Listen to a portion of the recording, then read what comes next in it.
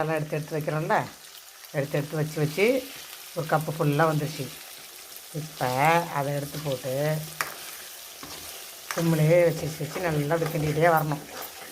கிண்டிகிட்டே வந்தால் அந்த ஏடை அதில் அந்த வெண்ணெய் அது ஆவி பறக்கத்தான், அதனால் எப்படி தெரியல நெய் பிரிஞ்சு வருது சரிதா. இதுதான் ஒரிஜினல் பசு நெய். இப்போ இது நல்லா சுண்டி எல்லாம் வந்துடும், அதில் இருக்கிற நெய்யெல்லாம் வந்துடும். வந்ததுக்கப்புறம் ஆற வச்சு வடிகட்டி எடுத்து வச்சுட்டு அப்புறமாட்டுக்கு காட்டுறேன் என்ன. இப்போ இது பண்ணிகிட்ருக்கேன், அதை காய்ச்சிக்கிட்டு இருக்கேன். அந்த டெய்லி ஏடை எடுத்து வைக்கிறோம், இந்த பால் காய்ச்சி வைக்கிறோம்ல, அது மேலே ஏடை படியும். ஆறதுக்கப்புறம் அந்த ஏடை எடுத்து ஒரு கப்பு ஃபுல்லாக ஃப்ரீசரில் வைக்கணும். ஒரு மாதம் ஃபுல்லாக எடுத்து வச்சா ஒரு 200 நெய் வரும்னு நினைக்கிறேன். 100 வரும்னு நினைக்கிறேன். அந்த இதெல்லாம் வேஸ்ட்டு எல்லாம் ஓரமாகிட்டு அப்படியே ஃபில்ட்ரு பண்ணிடணும் எல்லாத்தையும் இப்படி வச்சுட்டு.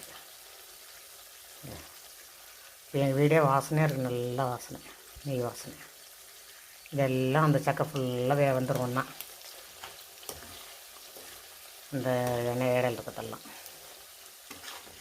வந்துட்டு பாட்டிலில் ஊற்றி ஆறுனதுக்கப்புறம் ஊற்றக்குள்ளே காமிக்கிறேன். ஓகே, பாய்.